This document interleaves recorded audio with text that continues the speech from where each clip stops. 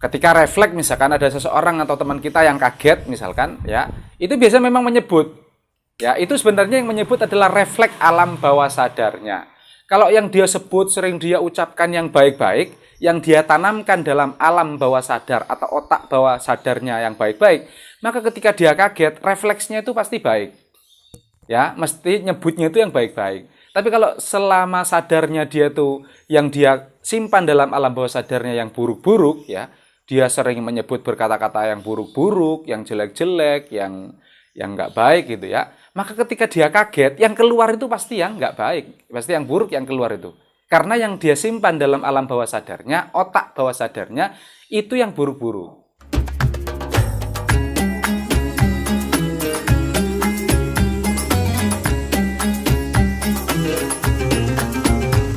Bismillahirrahmanirrahim. Alhamdulillahi rabbil alamin. Wabihi nasta'inu ala umurid dunya waddin.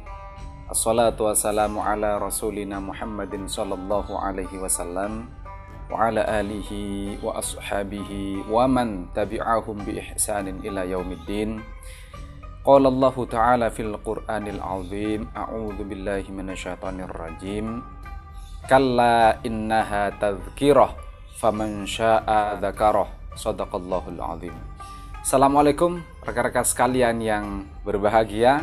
Alhamdulillah di kesempatan yang sangat cerah dan berbahagia ini kita masih diberi kesempatan dan kesehatan, waktu, energi oleh Allah sehingga kita bisa meneruskan cerita tafsir tematik kita. Kita akan meneruskan kajian kita seputar zikir.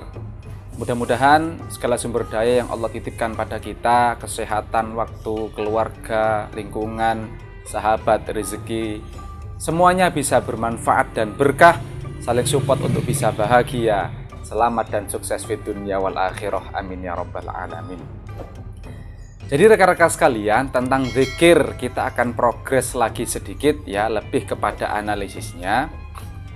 Bahwasanya zikir itu bisa dipahami, dia bermakna menyebut dan ingat. Ya, bisa dimaklumi pemaknaan atau terjemah atau saduran Kamus Besar Bahasa Indonesia yang mengartikan zikir itu mengingat dan menyebut. Ya, ada mengingat, ada menyebut. Kita bisa tahu karena kita sudah tahu akarnya dari kamus-kamus Arab itu, dan juga di dalam Al-Quran memang disebut itu bahwasanya zikir yang bermakna ingat sekaligus menyebut. Ingat maksudnya menghadirkan sesuatu dalam benaknya ya. Yang kedua, menghadirkan sesuatu di lisannya. Yang ingat itu yang mengingat, kemudian yang menghadirkan di benaknya itu mengingat, yang menghadirkan di lisannya itu menyebut. A'udzu billahi minasyaitonir rajim. Fa idza qadaitum manasikakum fadhkurullaha ka dzikrikum aba'akum aw ashadda dzikra. Ya. Jadi fadhkurullaha ka dzikrikum aba'akum aw ashadda dzikra. Berzikirlah kepada Allah sebagaimana kalian berzikir kepada nenek moyang kalian. Berzikirlah kepada Allah itu atau lebih dahsyat lagi ya, lebih banyak lagi berzikir kepada Allah dibanding berzikir kalian pada nenek moyang kalian. Lah, ayat ini menjelaskan bahwa zikir yang bersamaan maksudnya artinya mengingat sekaligus menyebut, artinya menyebut sekaligus mengingat. Memang rekan-rekan sekalian, sebenarnya orang ketika berzikir atau ketika menyebut sesuatu itu memang selayaknya atau semestinya atau kaprahnya ya, atau wajarnya itu memang ingat gitu. Orang menyebut itu pasti ingat di benaknya ya. Jadi menyebut itu hanya penguat ya, hanya penguat dari ingat yang ada di benaknya. Menyebut apapun, menyebut Allah, menyebut Rasulullah ya, menyebut sesuatu ya, menyebut mungkin keluarga kita, mungkin teman-teman kita. Jadi menyebut dengan lisan itu adalah penguat dari ingat yang ada di benak sebenarnya.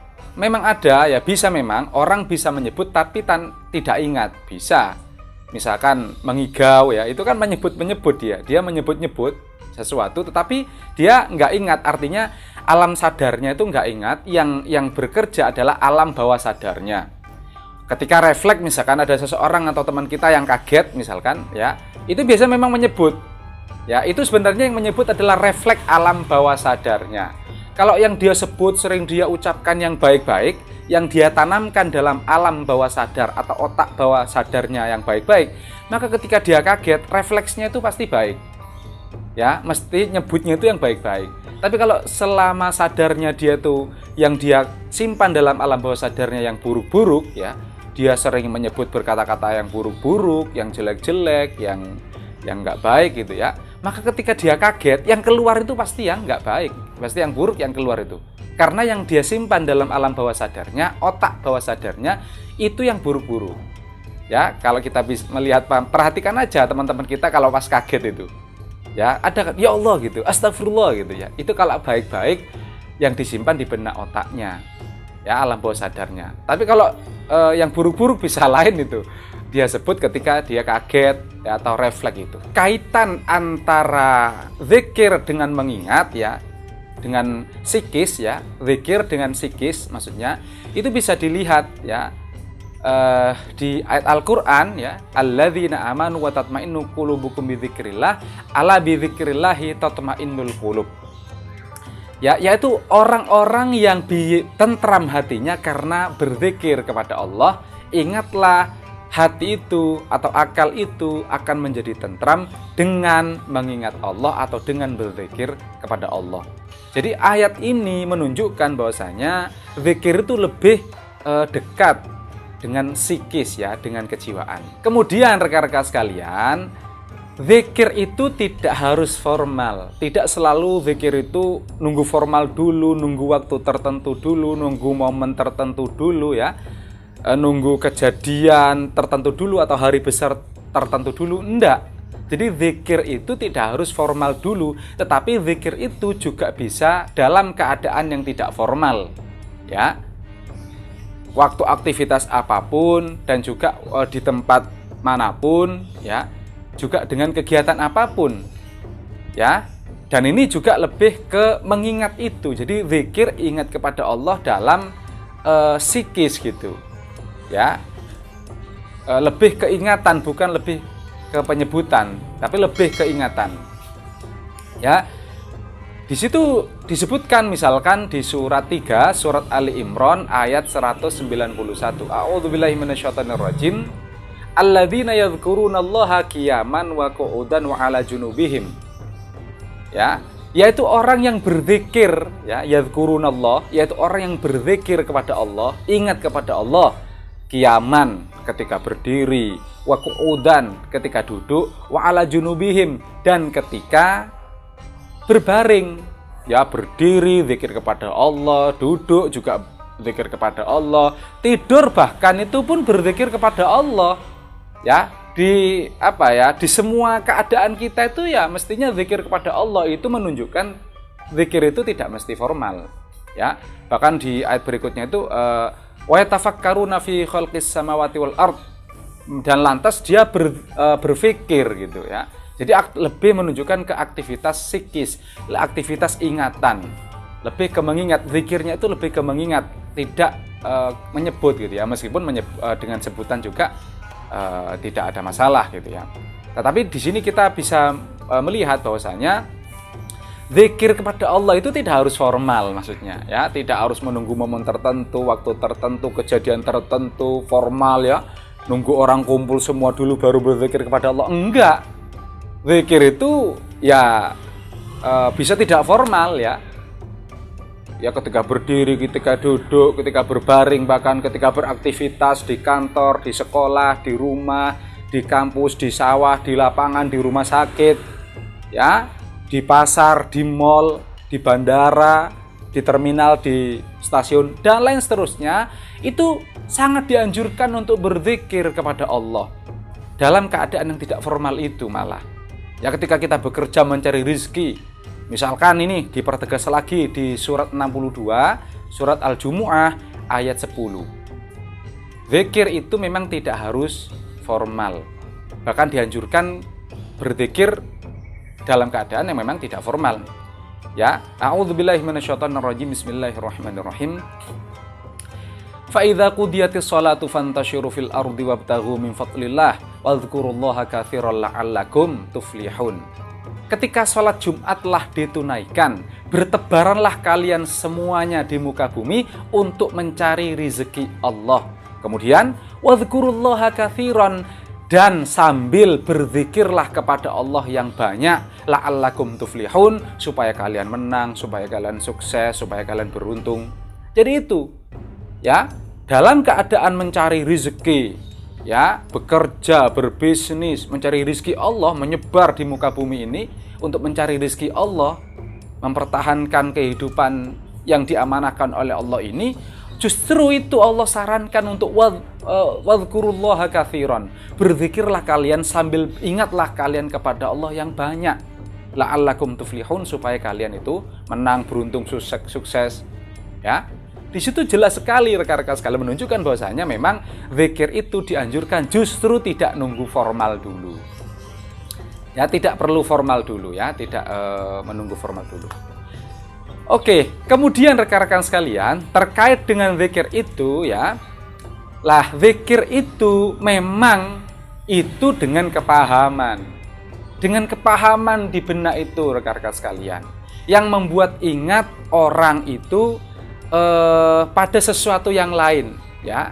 Salah satu Al-Qur'an ya, kemarin kita sudah tahu di surat 21 ayat 50 disebutkan bahwa Al-Qur'an itu adalah zikir. Jadi Al-Qur'an adalah zikir ya. Al-Qur'an adalah zikir. Kemudian salah satu nama Al-Qur'an juga Az-Zikra. Zikra itu juga Al-Qur'an, seperti di surat 51 ayat 55 kemarin itu. Nah, kemudian salah satu juga yang nama untuk Al-Qur'an adalah Tazkirah.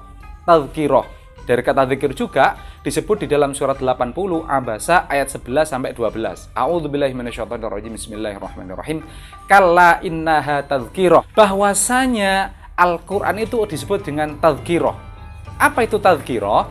Jadi tazkirah itu sesuatu yang membuat orang itu ingat pada sesuatu yang lain. Itu adalah tazkirah.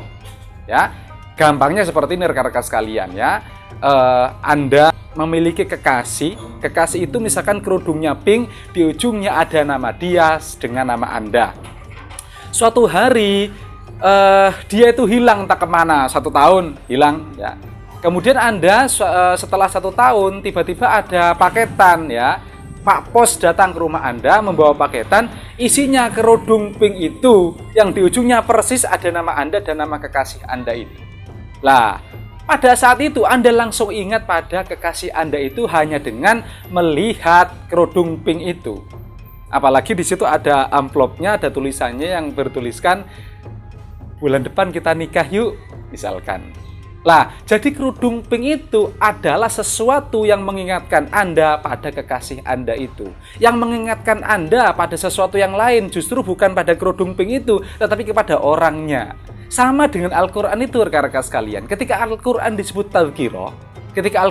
tazkirah, ya, mengingatkan sesuatu kepada yang lain, itu maksudnya ketika Al-Qur'an bercerita misalkan tentang surga yang terkait dengan iman dan amal soleh, maka orang lantas ingat itu pada iman dan beramal soleh untuk mendapatkan surga. Kemudian dia memantaskan dirinya untuk sampai kepada surga itu dengan iman dan beramal soleh.